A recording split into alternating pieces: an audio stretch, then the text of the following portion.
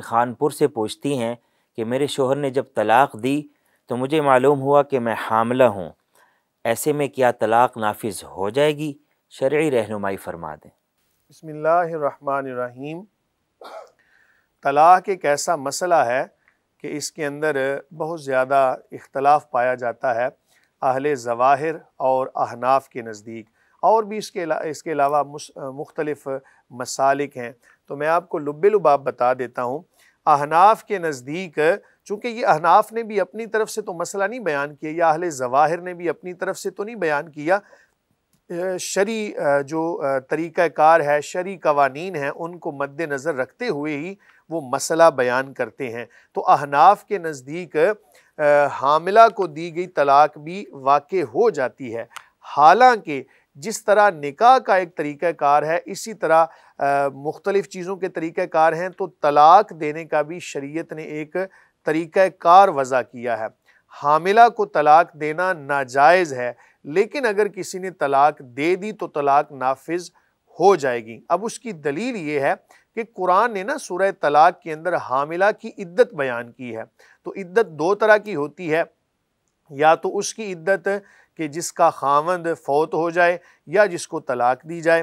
تو ظاہر ہے جس کا خاوند فوت ہوا اس کی عدت سورہ بقرہ کے اندر بھی بیان ہوئی ہے، تو علیحدہ سے عدت جو وضع حمل کی بیان کی گئی، اس سے یہ بات ایک ہلکا سا اشارہ ملتا ہے کہ حاملہ کو بھی طلاق دی جا سکتی ہے، حالانکہ گناہ ہے۔ اسی طرح اگر کسی کا خاوند فوت ہو گیا، وہ حاملہ ہے، تو اس کی بھی عدت وہی ہوگی۔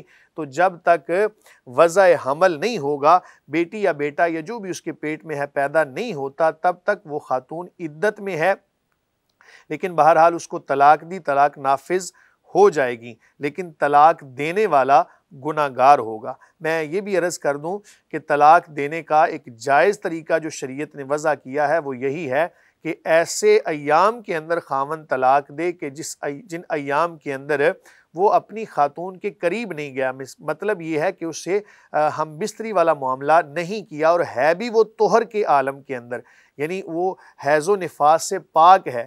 تو ایک طلاق اس نے دی، اس کے بعد حیض آئے گا، پھر طہر آئے گا، پھر حیض، پھر طہر، اسی طرح اس کی عدت بھی مکمل ہو جائے گی اور یہ نکاح سے بھی نکل جائے گی۔ اگر یہ مکمل طور پہ اس کو چھوڑنا چاہتا ہے تو ایسی صورت میں ہر طہر کے اندر طلاق دے گا، ہر ایسا طہر کہ جس کے اندر یہ اپنی بیوی کے قریب نہیں گیا۔ یہ شریعت نے طریقہ وضع کیا ہے۔ اگر حیض کی حالت میں طلاق دی تب بھی خاوند گناہگار ہے، حمل کی حالت میں طلاق دی تب بھی گناہگار ہے، یا اور کوئی بھی ایک ہی لفظ کے اندر تینوں طلاقیں دے دیں تب بھی یہ گناہگار ہے۔ علی ھذا القیاس جو ابھی مسئلہ آپ کے گوش گزار کیا، جائز طریقے سے طلاق دے گا تو جائز ہے، اس کے علاوہ کوئی بھی طریقہ اگر استعمال کرتا ہے طلاق تو نافذ ہو جائے گی، لیکن خاوند گناہگار ہوگا، اس کو توبہ کرنا بھی لازم ہوگا۔ اگلا